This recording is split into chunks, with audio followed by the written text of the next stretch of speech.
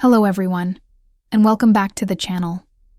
Today, we're diving into a topic that might genuinely surprise you. We all know that fruits and a healthy diet are cornerstones of good health.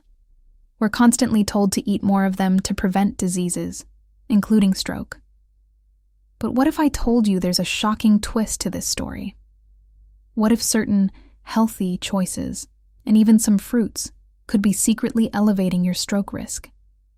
It sounds counterintuitive, I know, but stick with me. We're about to uncover some startling truths about our daily diets that everyone needs to be aware of. This isn't about fear-mongering. It's about empowering you with knowledge to make the safest and healthiest choices for you and your family. Let us start with something that isn't a fruit, but often masquerades as a healthy option: processed snacks. Think about those vegetable chips, fruit-flavored snack bars, or even seemingly innocent crackers. You might grab them thinking you're doing nafsak a favor. The hidden danger? Sodium. These processed goodies are often loaded with it. Now, why is that a problem? High sodium intake is a primary driver of high blood pressure, or hypertension. Imagine your blood vessels are like flexible hoses. High blood pressure is like cranking up the water pressure to the max, constantly. Over time, this intense pressure damages and weakens the delicate walls of your arteries. This damage can lead to blockages or, even worse, a rupture. And that, my friends, is a direct pathway to a stroke.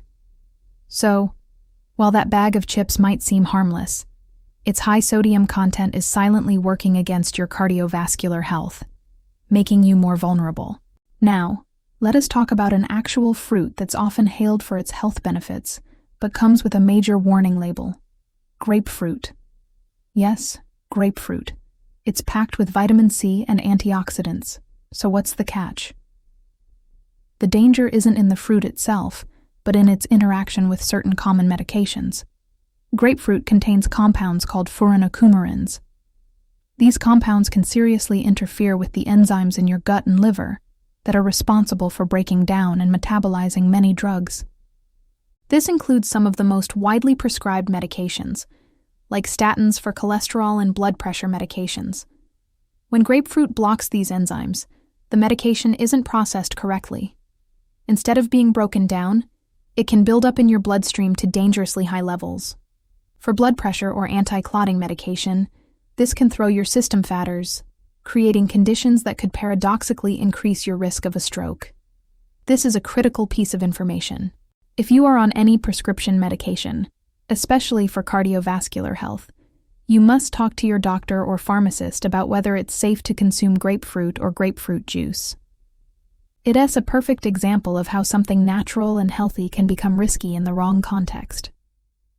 Moving on, let's crack open the debate: egg consumption. For years, eggs were vilified for their cholesterol content. Then they were welcomed back to the breakfast table. The science has been a bit of a roller coaster. However, some recent, large-scale studies have raised a new red flag, specifically concerning hemorrhagic stroke. This is the type of stroke caused by a blood vessel bursting in the brain. Research has suggested a link between higher egg consumption and an increased risk of this specific type of stroke. Now, it's important to be clear. This doesn't mean eggs are inherently bad. The connection is complex and might be influenced by other dietary and lifestyle factors. For instance, what are you eating with your eggs? Are they paired with processed bacon and sausage, or with avocado and whole grain toast? The overall dietary pattern matters immensely, but this link is significant enough that it warrants our attention. It suggests that moderation is key.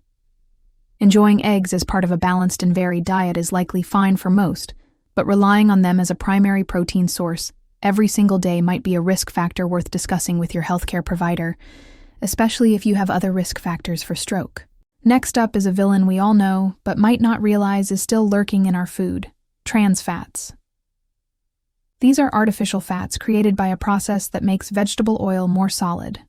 For decades, they were used in everything from margarine and baked goods to fried foods, because they were cheap and extended shelf life. The science is now crystal clear. Trans fats are a disaster for health and a major contributor to stroke risk. Here's how they do it. First, They raise your LDL, or bad cholesterol, which contributes to the buildup of plaque in your arteries, a condition known as atherosclerosis. Second, they simultaneously lower your HDL, or good cholesterol, which is responsible for clearing out that bad cholesterol. It's a double whammy. This plaque buildup narrows your arteries, making it harder for blood to flow. If a piece of this plaque breaks off and travels to the brain, or if a clot forms in one of these narrowed arteries, it can block blood flow and cause an ischemic stroke, the most common type. While many countries have banned or restricted artificial trans fats, they can still be found in some processed foods. Always check the label. If you see partially hydrogenated oil, put it back on the shelf. Your arteries will thank you. Let's talk about drinks. You're trying to be healthy, so you skip the sugary soda and reach for a diet or zero-sugar version instead. It seems like a smart swap, right? No sugar, no calories. Unfortunately, the research is painting a troubling picture. Several large-scale studies have found a strong association between the regular consumption of artificially sweetened beverages and a higher risk of stroke. Yes, you heard that right. Drinks sweetened with things like aspartame, sucralose, or saccharin are linked to increased stroke risk. The exact reasons are still being investigated, but scientists have a few theories. One is that sweeteners might negatively affect the blood vessels. Another theory is that they could alter our gut microbiome in a way that contributes to cardiovascular problems. It's also possible that they trick our metabolism, leading to cravings for other sweet, unhealthy foods. Whatever the mechanism, the correlation is strong enough to be a serious cause for concern. The healthiest drink you can choose, Pani. If you need some flavor, try infusing it with real fruit slices, like lemon, berries, or cucumber. So, after all this, we come back to the central theme.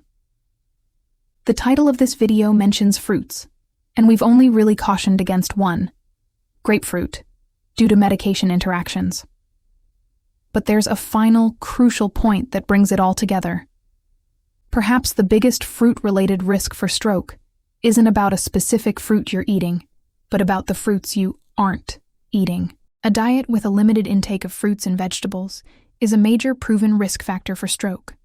Fruits are packed with potassium, fiber, vitamins, and antioxidants. Potassium helps to balance sodium levels and lower blood pressure.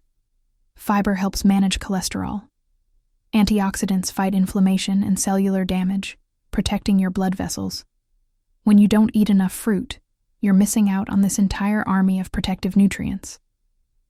Your body is left without the tools it needs to maintain healthy blood pressure, clear arteries, and strong blood vessels. So, the shocking truth isn't that fruits are dangerous. The truth is that not eating enough of them is dangerous. The modern diet, filled with the processed snacks, trans fats, and artificial sweeteners we've discussed, often displaces these life-saving foods. We fill up on the bad stuff, leaving no room for the good. In summary, protecting yourself from stroke is about being a smart and informed consumer.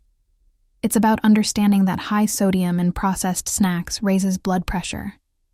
It's knowing that grapefruit can have dangerous interactions with your medications. It's being mindful of the potential risks linked to high consumption of eggs and the definite dangers of trans fats. It's recognizing that artificially sweetened drinks are not a free pass.